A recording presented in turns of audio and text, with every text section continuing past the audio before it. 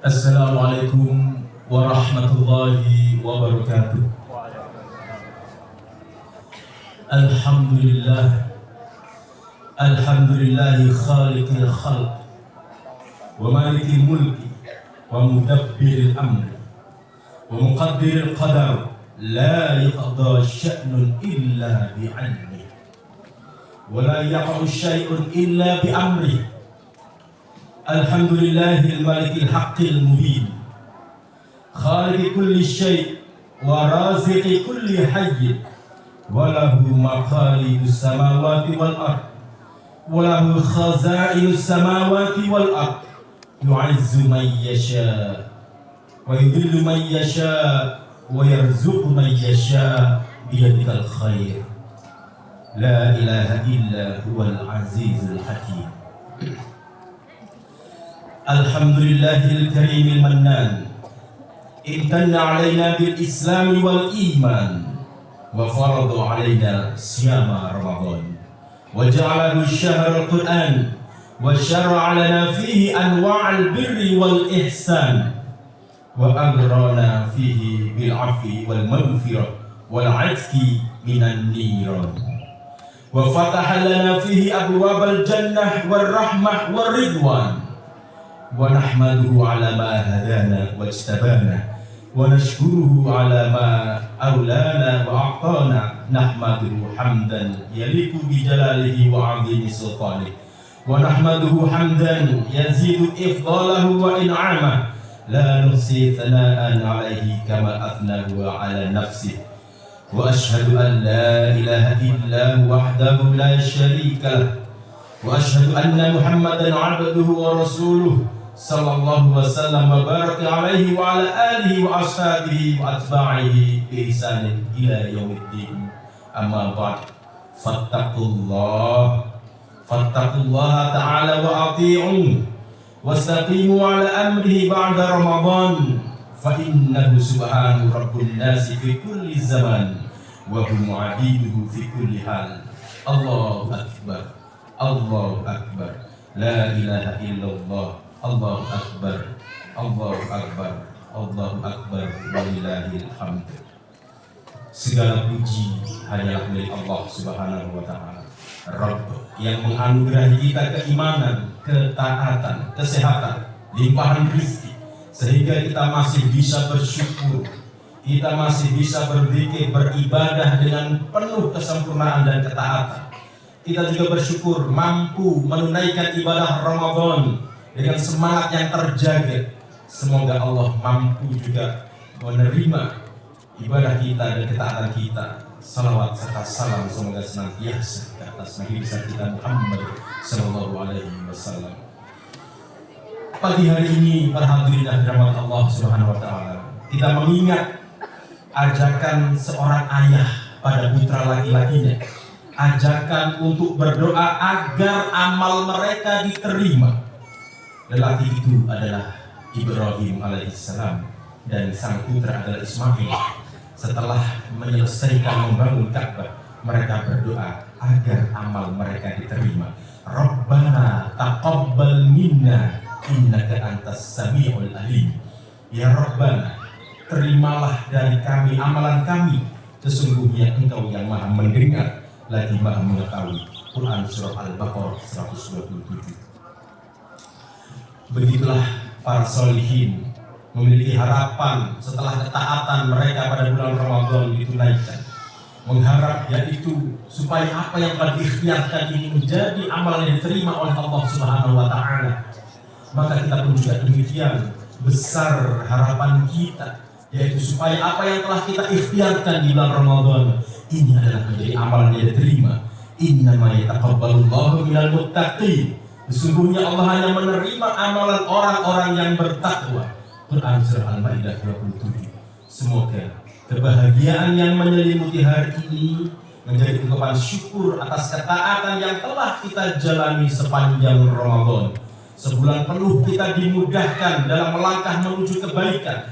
Seakan segala amal terasa lebih ringan dibanding hari-hari biasanya. Itulah Allah Subhanahu wa taala dalam perintahnya berpuasa, perintah ibadah Ramadan. Di situ ada kalimat Yuridullahu bikumul yusra wa la yuridu bikumul usra. Maka dijadikanlah Allah di situ ingin menjadikan Ramadan ini adalah kemudahan-kemudahan bagi hambanya. Dan terbukti hikmah kemudahan itu adalah betapa mudahnya kita melangkahkan kaki, yaitu dengan bersegera menuju masjid.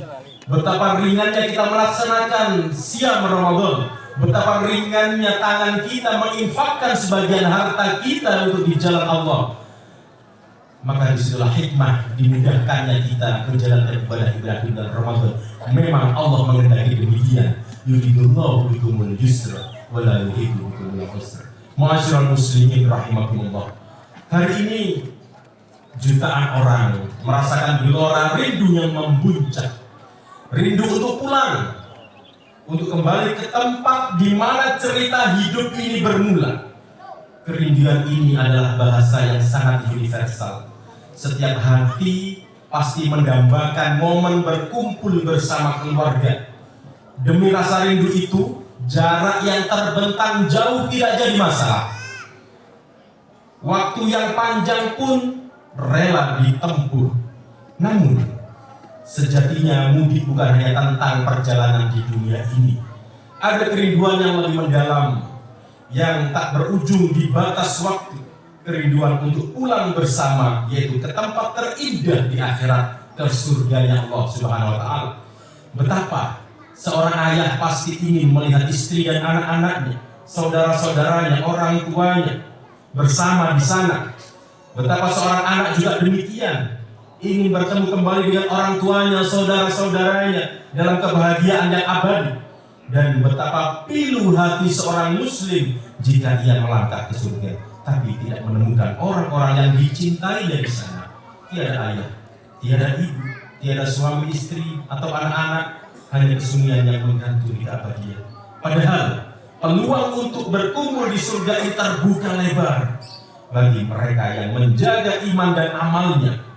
Maka dalam hal ini sejatinya mudik yang hakiki bukan sekedar pulang ke kampung halaman, melainkan pulang ke tempat yang dijanjikan oleh Allah bersama mereka yang dicintai, yaitu kebahagiaan yang abadi. Jannatu adnin yadkhulunaha wa man salaha min abaihim wa azwajihim wa dzurriyyatihim, yaitu surga Aden yang mereka masuk ke dalamnya bersama-sama orang-orang salih dari bapak-bapaknya, istri-istrinya dan anak cucunya. Quran surah Ar-Ra'd ayat 23. Ma'asyiral muslimin rahimakumullah. Maka tentu bagaimana agar kelak kita dikumpulkan oleh Allah Subhanahu wa Ta'ala, yaitu kembali surganya. Bagaimana agar kita bisa mudik bersama-sama dengan keluarga kita, dengan orang-orang yang kita cintai, dengan kaum muslimin, saudara kita, teman-teman kita. Maka Ramadan ini adalah menjadi bagian setiap muslim. Maka marilah kita jadikan pasca Ramadan ini, yaitu kita mulai merancang, kita mulai melancarkan sebuah proyek yaitu Family Ticket to Jannah, tiket keluarga untuk menuju surga, yaitu rintisan untuk membiasakan mencapai keberhasilan proyek ini. Maka sebenarnya kondisinya telah disiapkan oleh Allah Subhanahu wa Ta'ala.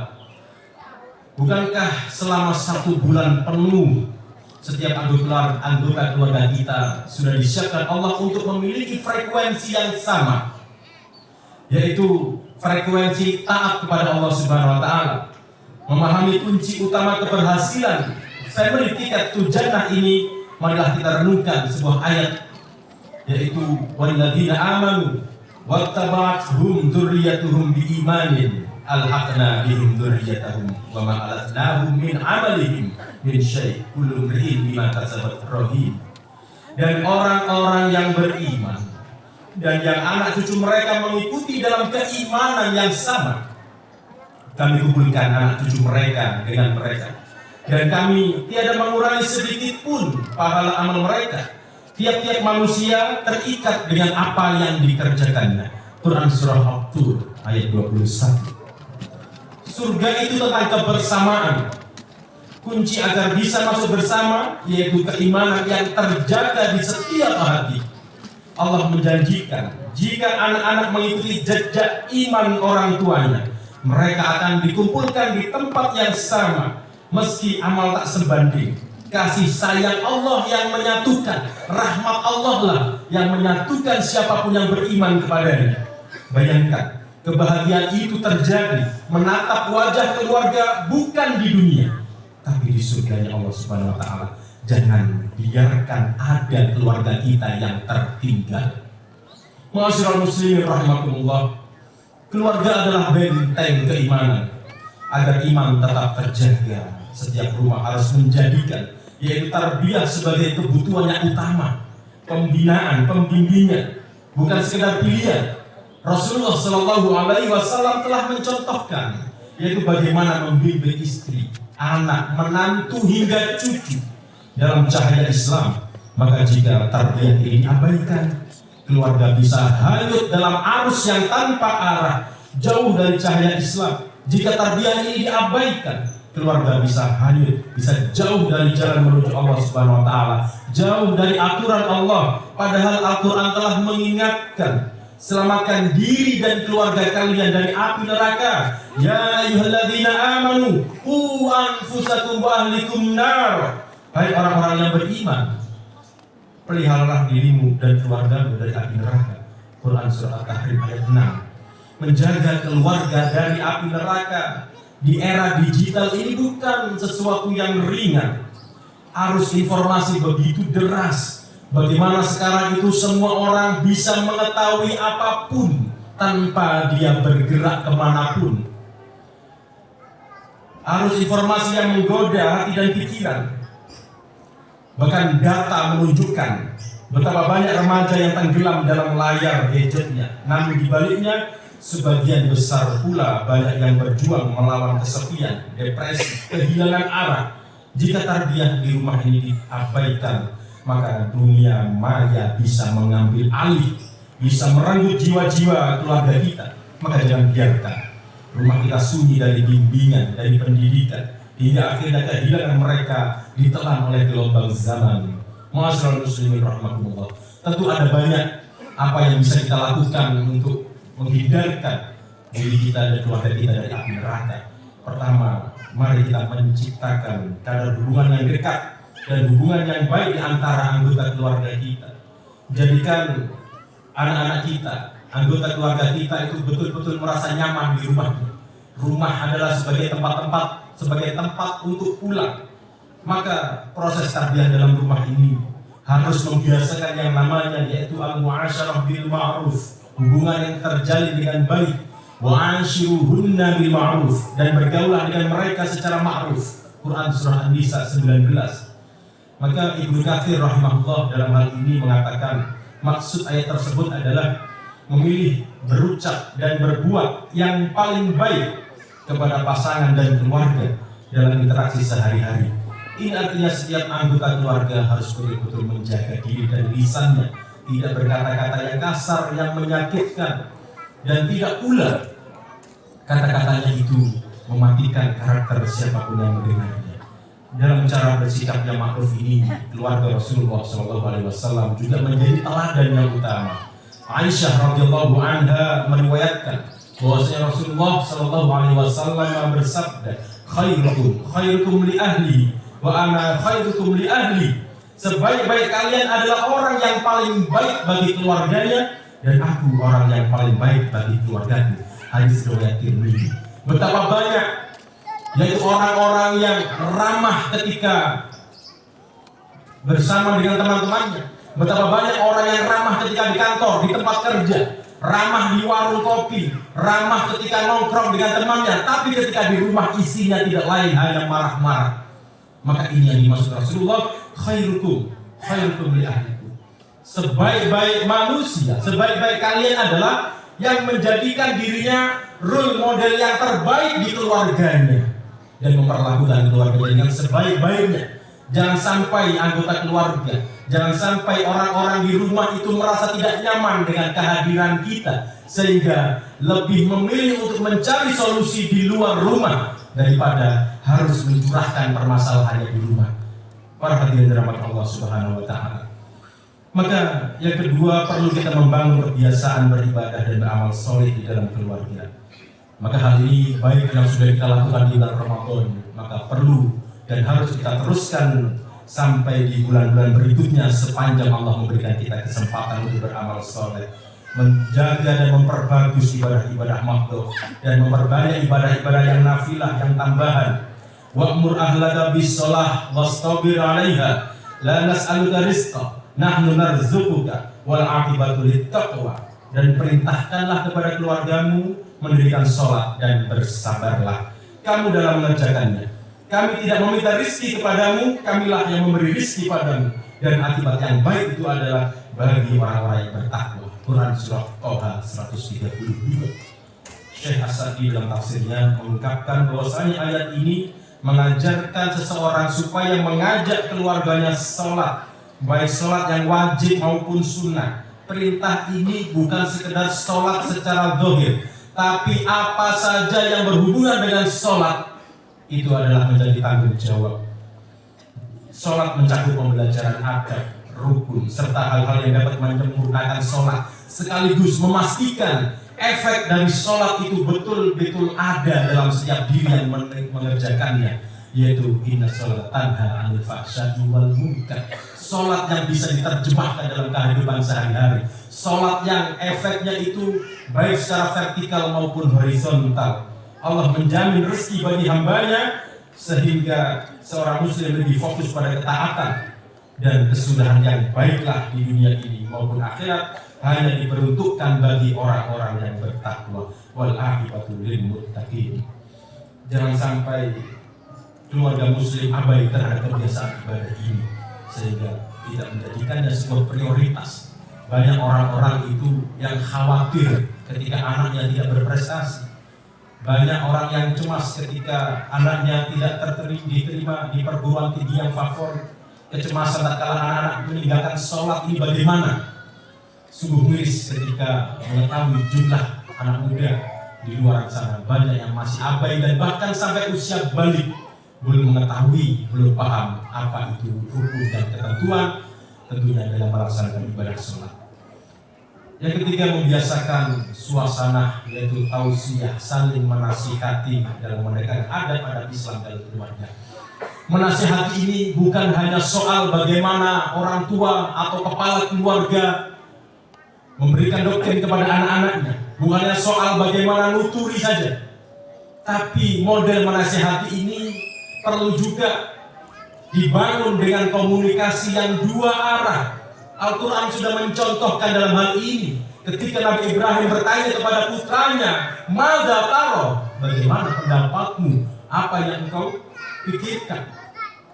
Yaitu perlu dalam cara menasihati kita perlu juga menjadi pendengar yang baik. Menasihati bukan soal bagaimana bisa berbicara, bisa menyampaikan informasi atau nasihat-nasihat kepada anak-anak kita, tapi sebagai orang tua kadang tidak banyak yang bisa menjadi pendengar yang baik, sehingga apa yang disampaikan oleh anggota keluarga kadang tidak menjadi apresiasi yang baik. Maka ketika anak-anak kita tidak nyaman menyampaikan apa yang ada dalam isi hati dan pikirannya, maka dia akan lari untuk menyampaikan isi curahan hatinya kepada pihak-pihak di luar rumah. Jangan-jangan dia lari pada pihak yang salah, maka akan menjadi salah kaprah dan salah dalam mendapatkan yaitu efek yang harus dia lakukan. Maka para hadirin dirahmati Allah Subhanahu wa taala, banyak keluarga yang secara fisik berbeda dalam satu rumah, tetapi secara emosional dan sosial berasa berjauhan. Maka ini yang sering terjadi. Masing-masing sibuk dengan dunia sendiri, orang tuanya sibuk bekerja atau terpaku pada gadgetnya, anak-anak tenggelam dalam permainan dan tontonannya, dan interaksi yang nyata dalam keluarga menjadi sangat minim. Maka ini perlu kita jalin sebuah komunikasi yang betul-betul erat. Kalaupun di rumah itu anak-anak kita itu terlahir menjadi penduduk asli dunia digital, dan kita sulit memisahkan mereka, dan memang bukan langkah yang tepat memisahkan anak-anak generasi masa kini dengan gadget atau dengan dunia digital, tapi kita perlu memfasilitasi dengan baik dan benar.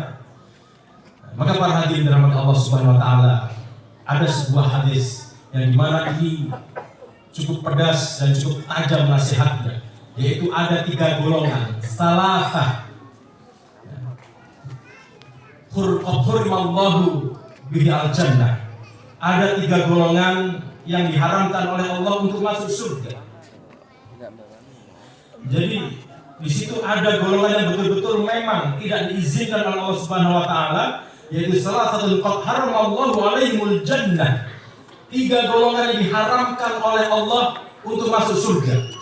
Maka waliyadzubillah, jangan sampai kita termasuk di dalamnya. Yang pertama yaitu mudminul khamri, yaitu orang pecandu khamr. Sudah jelas khamr ini adalah minuman yang terlarang dan Al-Quran sudah lugas menyampaikan larangan itu. Maka jelas pecandu khamr tidak akan bisa masuk surga. Yang kedua wal aqab, orang yang durhaka kepada orang tuanya. Jelas ya, larangan durhaka ini larangan yang disampaikan oleh Allah setelah keimanan, yaitu larangan untuk berkata-kata yang buruk. Wabil walidaini ihsana, ini adalah sebuah perintah Al-Quran. Maka orang yang durhaka kepada orang tua itu adalah dia menyelisihi perintah Al-Quran. Dan yang ketiga yaitu at-tayyus alladzi yuqirru fi ahlihi al-khubasa, yaitu tayyus. Siapakah dia? Yaitu orang yang menyetujui, orang yang ridho ketika perkara keji terjadi pada keluarganya, orang yang tidak cemburu ketika anggota keluarganya, ketika siapapun yang menjadi tanggung jawab di bawahnya itu melakukan perbuatan-perbuatan yang keji. Dayus adalah seorang laki-laki, seorang kepala keluarga, seorang bapak yang tidak cemburu ketika istrinya, ketika putrinya membuka auratnya. Seorang kepala keluarga yang tidak cemburu ketika anak-anaknya, anggota keluarganya, dan siapapun yang menjadi tanggung jawabnya melakukan hal-hal yang keji. Jangan-jangan dayus juga termasuk orang yang memfasilitasi keluarganya dengan fasilitas hidup, tapi tidak mengawal bagaimana fasilitas itu digunakan. Jangan-jangan dayus di era digital ini adalah seorang bapak yang memfasilitasi rumahnya dengan jaringan internet, tapi tidak mengawasi untuk apa internet itu digunakan. Jangan-jangan dayus ini adalah orang yang memfasilitasi anak-anaknya dengan gadget, tapi tidak tahu password HP anaknya, sehingga tidak tahu apa yang dilakukan dengan gadgetnya. Jangan-jangan dayus ini adalah ketika seorang bapak membiarkan putra-putrinya berkholwat dengan lawan jenis, membiarkan berhubungan dengan yang tidak dihalalkan. Jangan-jangan dayus di era digital ini adalah ketika satu keluarga masing-masing punya gadget sendiri-sendiri, tapi masing-masing tidak saling tahu apa yang sedang dilakukan dengan gadgetnya. Ketika sedang bersama-sama masing-masing menyendiri, yang satu di sudut selatan, satu di sudut utara, ketika ada yang ingin tahu isi gadgetnya tidak boleh. Maka ini menjadi sesuatu yang sangat berbahaya. Maka sebuah kedurhakaan bagi seorang anak yang membeli gadget, membeli handphone, smartphone, dan juga dibiayai oleh orang tuanya dalam jaringan internet dan sebagainya, tapi orang tuanya tidak diberitahu password HP-nya, sehingga orang tua tidak tahu apa yang dilakukan oleh anaknya. Nabi Ibrahim terpaut jauh jarak dan waktu antara Mekah dan Palestina, tapi beliau selalu menyempatkan diri untuk beraktivitas yang namanya pulang. Untuk apa pulang? Salah satu tujuannya adalah memastikan anaknya ini bagaimana tumbuh dan berkembang. Pulang bagaimana anaknya ini mendapatkan layanan ASI dari ibunya dengan baik. Pulang lagi bagaimana memastikan anaknya ini berkembang, dengan siapa anaknya bergaul, dengan siapa anaknya mendapatkan ilmu dan lain sebagainya. Maka kita sebagai orang tua, sudahkah kita tahu dengan siapa anak kita tergabung dalam grup WhatsApp, apa yang mereka bicarakan? Dengan siapa anak kita tergabung dalam sebuah link Telegram?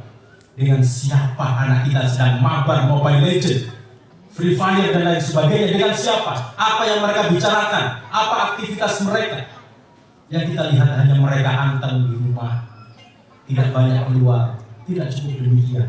Maka jangan sampai kita menjadi dayus-dayus digital, dayus-dayus modern yang tidak cemburu ketika keluarga kita melaksanakan sesuatu kekejian. Maka para hadirin dirahmati Allah Subhanahu wa taala, maka jika perlu ketika kita sedang di rumah bersama-sama, kalaupun memang itu waktunya untuk bermain gadget, boleh-boleh saja adakan main gadget, main bersama-sama, saling tahu apa yang dilihat, apa yang ditonton, tidak ada yang disembunyikan, sehingga tidak ada dusta di antara keluarga. Hadirin dirahmati Allah Subhanahu wa taala, usi wa iyyakum. Maka membangun tradisi saling menasihati dalam kebaikan ini harus menjadi bagian dari pola asuh. Nasihat yang dalam keluarga harus dilakukan dengan cara yang ma'ruf, yaitu dengan kasih sayang. Tidak hanya nuturi, tidak hanya ngatur, tapi juga kita harus sering-sering mendengar aspirasi apa yang menjadi keluh kesah keluarga kita, apa yang menjadi keluh kesah anak-anak kita, sehingga anak-anak kita ketika mendapatkan masalah, dia curhatnya ke orang tua, curhatnya ke keluarga. Jangan sampai dia mencurahkan isi hatinya di tempat yang salah sehingga mendapatkan solusi yang salah juga. Wa ta'awanu 'alal birri wat taqwa wa la ta'awanu 'alal itsmi wal 'udwan. Dan tolong-menolonglah kamu dalam mengerjakan kebajikan dan takwa, dan jangan tolong-menolong dalam berbuat dosa yang melampaui batas. Quran surah Al-Maidah ayat 2. Para hadirin dirahmati Allah Subhanahu wa taala. Tentu ada banyak sekali program-program untuk kita bisa mendapatkan, yaitu family ticket to Jannah, yaitu supaya kita bisa rombongan sekeluarga menuju surga Allah Subhanahu wa taala. 3 poin di atas hanyalah contoh saja, sedangkan amal-amalan yang lain masih banyak yang perlu kita eksplor. Yang penting yaitu dalam menjalani kehidupan kita pastikan qu anfusakum wa ahlikum nar. Setiap melangkah, setiap memilih, setiap berbuat kita pastikan. Ketika kita mencari nafkah, sudahkah aktivitas mencari nafkah ini nafkah yang menjauhkan diri kita dan keluarga kita dari api neraka? Ketika memilih lembaga pendidikan, menyekolahkan putra-putri kita, sudahkah kurikulum yang ada itu menjauhkan dari api neraka? Ketika mengajak untuk beraktivitas, rekreasi, jalan-jalan atau apapun itu, sudahkah aktivitas yang dilakukan bersama ini adalah aktivitas yang bisa menjauhkan diri kita yaitu dan keluarga kita dari api neraka? Maka hadirin dirahmati Allah Subhanahu wa taala, tentunya ibadah di bulan Ramadan ini jangan sampai hanya menjadi kita ini orang-orang yang beriman dan bertakwa hanya di Ramadan. Jangan sampai kita menjadi hamba Allah yang Ramadhani, tapi betul-betul menjadi hamba Allah yang Rabbani, yang senantiasa terikat dan terpaut dengan Allah Subhanahu wa taala. Maka para hadirin dirahmati Allah Subhanahu wa taala, saya akhiri khutbah ini dengan kata-kata hari ini. Ramadan boleh berlalu, tapi cinta kita pada Allah tak boleh pudar. Istiqomah bukan tentang kesempurnaan, tapi tentang kesungguhan menjaga langkah menuju Allah. Sebab yang terindah dari Ramadan bukan hanya puasanya, tapi hati yang tetap tunduk kepada Allah setelahnya. Mari terus berjalan meski perlahan, asal tetap dalam ketaatan.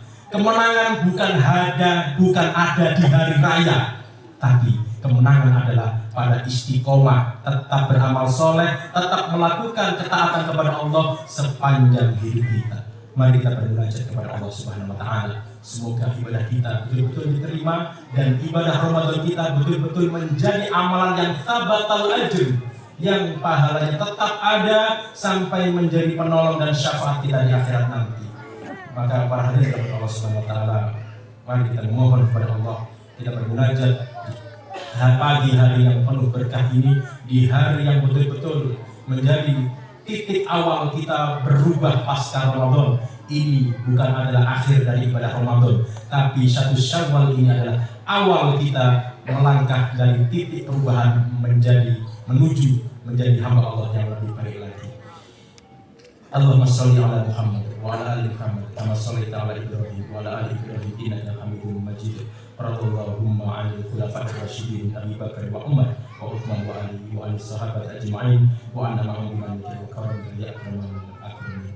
Allahumma ighfir lil muslimin wal muslimat wal mu'minin wal mu'minat al ahya'i minhum wal amwat innaka sami'un qaribun mujibud da'wat wa yaqdiyal hajat. Allahumma 'izzal islam wal muslimin wa adil syirka wal musyrikin wa tammi a'da'ad-din.